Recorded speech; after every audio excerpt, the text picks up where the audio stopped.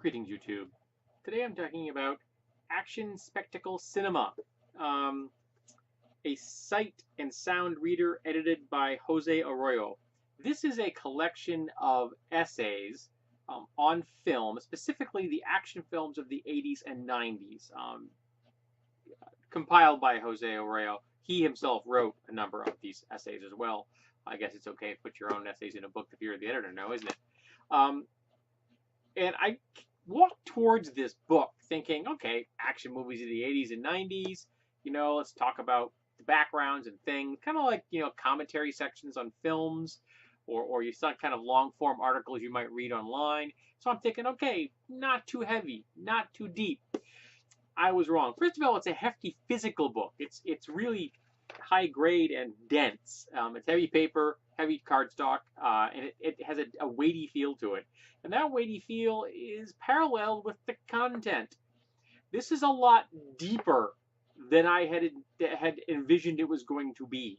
This is deep analysis, deconstruction, and critique of film, written by people with degrees in film studies for people with degrees in film study.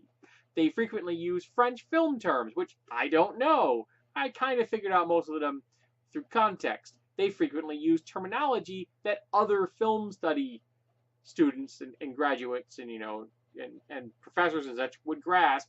And again, I had to kind of figure out through context. So there actually were things in this that kind of went right over my head. I know I did not read this as deeply as someone who has a history in film study would. They'd get a lot more out of this than I did. But having said that, I had an interesting phenomena occur while reading this. Now, it's not, like I said, it's not a huge book. It was like 215 pages of actual essays, and then there's like 40 pages of reviews in the back. And the reviews are kind of nice because most of the reviews start out with a small synopsis of the film itself and then the review. So if you haven't seen the film in a while, you haven't seen the film at all, you can still read the synopsis and have a good idea what the person's talking about and then still get something out of the review. Most of the films I talked about in here, I have actually seen, so I didn't really need the synopsises. So I did read a couple just to see how they perceived a film as opposed to how I perceived film. Good example, I listened to someone making analysis of John Wick 2 today, and he seems to have taken away from it a lot more than I did. I thought it just pissed all over Chapter 1 and was a real piece of garbage. I didn't like Chapter 2 in the least. I really love Chapter 1. I think it's one of the best action films that's come out in the last 20 years. It's just phenomenal. It's a work of action art. And maybe someday that film will end up in here. One nice thing that they did have deconstructions. They never had more than two of them, though they would often reference films that had been deconstructed earlier in the book because as Mr. Arroyo put these in roughly chronological order. But the chapters were interesting. There's an entire chapter in here dedicated to Arnold Schwarzenegger movies. There's an entire chapter dedicated to John Woo's career up to the point of the publication. I think it was 95 or 97 when this was published. So it's 20 years out of date. I'd be intrigued to see if there's an updated version of this, but frankly, at this point in time, I need a break from reading about films to this depth. But the phenomena I mentioned is that when I'm reading a book, even a big book, it kind of sits in my memory buffer. And eventually, it begins to work its way into long-term memory if it's memorable, if it's important. And I don't remember every single detail from a book. But once it gets out of the memory buffer, my rarely everyday thoughts that are kind of like running in the background all the time, it usually filters into the long-term memory. This book took me so long to get through, at least it felt that it did, that the early portions of this book began to fall into the long-term memory while I was still reading the latter part of the book in my memory buffer.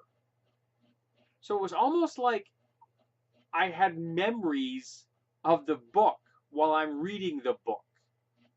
It was a very strange sensation. It was almost a mental echo. And I'm not saying it's good or bad. It was just very unusual, and I do not remember the last time or if this has ever happened to me reading a book. Like I said, heavy book, dense book. You like films, you like the action films of the 80s and 90s, this is a book that you're going to want to read. And it does inspire a video I'll probably be making very shortly after this one.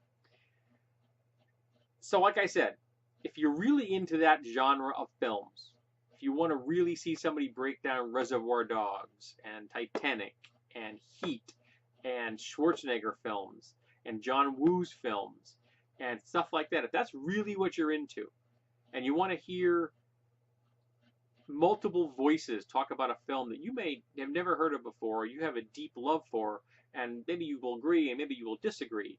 I was quite surprised when the fact in the section they were talking about the film Heat, most of the people didn't really have a lot of positive things to say about it, which shocked me. While they addressed Michael Mann's artistry, they felt that it was too tightly, neatly produced. It was too wrapped up with a bow on top for them. And yet among aficionados of action films, particularly heist films, I have always heard of Heat as like a watermark other things are compared to. Heat is considered to be one of the great action heist films ever produced. And yet the people talking about here didn't see it that way, because they were coming at it from a different angle. So that was kind of fascinating to me. Because I'll be honest, I'm a layperson. I'm not watching a film to that same depth. Though I do watch films deeper today than I did, say, back in the 80s and 90s. I watched a lot of trashy things and they just kind of floated through my head. And now if I look at that kind of thing, I see it much differently. Example, I listened to Eddie Murphy's stand-up film Raw and Delirious not long ago. Boy, did they not age well. The things I thought were funny back then, I definitely do not find funny now, particularly when he is punching down. So, as we age, our perspectives change. And I think it would be interesting for people who are fans of these films if you were to read this and then tell me what you felt. Did you have that same experience? Well, you know, they're right. That film wasn't what I thought it was back in the 80s. Or maybe you're just like, hey, it's a great popcorn film. I just sat there and enjoyed myself. True Lies, lots of things in it are ugly and misogynistic, but it's still a pretty decent, solid action film. And can you enjoy it as an action film, or today does the blatant misogyny in it and the racism turn you off enough that it pulls you out of the film experience? That's just an example. They do talk about True Lies in here, and that's some of the things they do say, and they are correct. It is very misogynistic and very racist. So, in closing, excellent book on films of the 80s and 90s, but just be prepared for some deep thinking.